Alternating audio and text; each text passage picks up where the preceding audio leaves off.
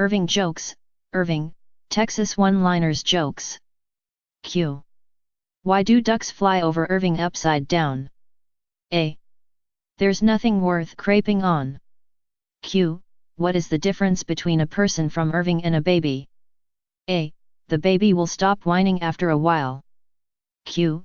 What's the only thing that grows in Irving? A. The crime rate. Q. What are the only 2 seasons in Irving? A.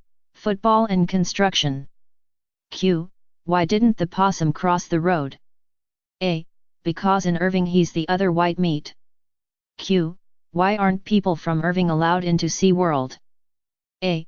Because fishing poles are not allowed. Q. How does an Irving man get a girlfriend?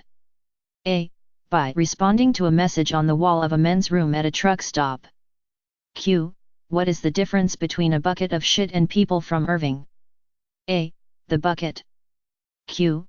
What's the difference between the mayor of Irving and a prostitute? A. The prostitute gives value for the money she takes. Q. What is a Irving landlord's favorite game to play? A. Monopoly. Q. How do people in Irving vote? A. Early and often. Q. How do you castrate a person from Irving? A. Kick his sister in the mouth. Q. What should you do if you find 3 people from Irving buried up to their neck in cement? A. Get more cement. Q. What's the difference between a person from Irving and a carp? A. One is a bottom-feeding scum sucker, and the other is a fish. Q. How did the boy from Irving die from drinking milk? A. The cow fell on him. Q. What do people from Irving and a bottle of beer have in common? A. They're both empty from the neck up. Q. Why do people from Irving keep their driver's license on their dashboards? A. So they can park in handicap spaces. Q. How do kids from Irving spend the first week of the school year? A. Studying the Miranda rights. Q. How do you know you are in Irving? A. When you pull up to a red light, you roll up your windows. Q. Did you hear about the power outage in the Irving Library? A. 30 people were stuck on the escalator for 3 hours. Q. What does the average student from Irving get on his SAT? A. Drool. Q. What is the definition of safe sex down in Irving? A. Placing signs on the animals that kick. Q. Why do people from Irving have TGIF on their shoes? A. Toes go in first. Q. Why do they sell so many button-fly jeans in Irving? A. Because the sheep can hear the zippers a mile away. Q. What is the definition of a Irving virgin? A. An ugly 12-year-old who can outrun her brothers. Q. What do tornadoes and people from Irving have in common? A. They both end up in trailer parks. Q. How do they separate the men from the boys in Irving? A. With a restraining order. Q. What's the first thing an Irving girl does when she wakes up in the morning? A. Walks home. Q. What did the Irving girl say after sex? A. Get off me, Dad, you're crushing my smokes. Q. Why don't girls play hide and seek in Irving? A. No one would look for them. Q. What's the advantage of being married to a person from Irving? A. You can park in handicapped zones. Q. How do you know that Michael Jackson is not dead? A. He's still registered to vote in Irving. Career Day. It's Career Day in elementary school where each student talks about what their dad does. Little Johnny is last, and finally the teacher calls on him to talk about his dad. Johnny comes to the front of the class. My daddy is a dancer at a gay bar.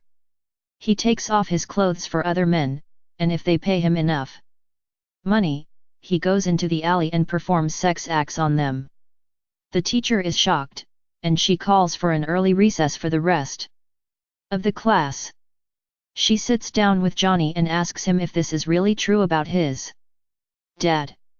Johnny says, no, but I was too embarrassed to say he's a coach for the University of Dallas basketball team. How hot is it in Irving? The cows are giving evaporated milk. The chickens are laying hard-boiled eggs. I saw a dog chasing a cat and they were both walkin'. Hot water now comes out of both taps. You actually burn your hand opening the car door. You realize that asphalt has a liquid state. The birds have to use pot holders to pull worms out of the ground. The potatoes cook underground, and all you have to do to have lunch is to pull one out and add butter, salt and pepper. Farmers are feeding their chickens crushed ice to keep them from laying hard-boiled eggs. The cows are giving evaporated milk. You start buying stock in Gatorade. The trees are whistling for the dogs. You start putting ice cubes in your water bed. You no longer associate bridges, or rivers, with water. You can say 113 degrees without fainting. Satan decided to take the day off. You eat hot chilies to cool your mouth off. Your dream house is any house in Alaska. You can make instant sun tea. You learn that a seat belt makes a pretty good branding iron. The temperature drops below 95, you feel a bit chilly. You've experienced condensation on your butt from the hot water in the toilet bowl. You would give anything to be able to splash cold water on your face. Drunk driving. From the state where drunk driving is considered a sport, comes this absolutely true story. Recently a routine police patrol parked outside a bar in Irving, Texas. After last call the officer noticed a man leaving the bar so intoxicated that he could barely walk. The man stumbled around the parking lot for a few minutes, with the officer quietly observing. After what seemed an eternity in which he tried his keys on 5 different vehicles, the man managed to find his truck and trailer and fall into it. He sat there for a few minutes as a number of other patrons left the bar and drove off.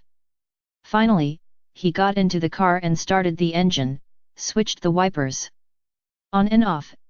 It was a fine, dry summer night, flicked the blinkers on and off a couple of times, honked the horn and then switched on the lights. He moved the vehicle forward a few inches, reversed a little and then remained still for a few more minutes as some more of the other patrons' vehicles left. Finally, when his was the only car left in the parking lot, he pulled out and drove slowly down the road. The police officer, having waited patiently all this time, now started up his patrol car, put on the flashing lights, promptly pulled the man over and administered a breathalyzer test. To his amazement, the breathalyzer indicated no evidence that the man had consumed any alcohol at all. Dumbfounded, the officer said, "I'll have to ask you to accompany me to the police station. This breathalyzer equipment must be broken." "I seriously doubt it," said the truly proud hillbilly. "Tonight I'm the designated decoy. Sex offenders. I see where the Texas Department of Corrections has instituted some innovative programs to change the behavior of prisoners. Down in the state prison in Huntsville they've been very successful in treating sex offenders. What they do is this, they give the prisoners pictures of Irving women. And that cures them of all sexual desires."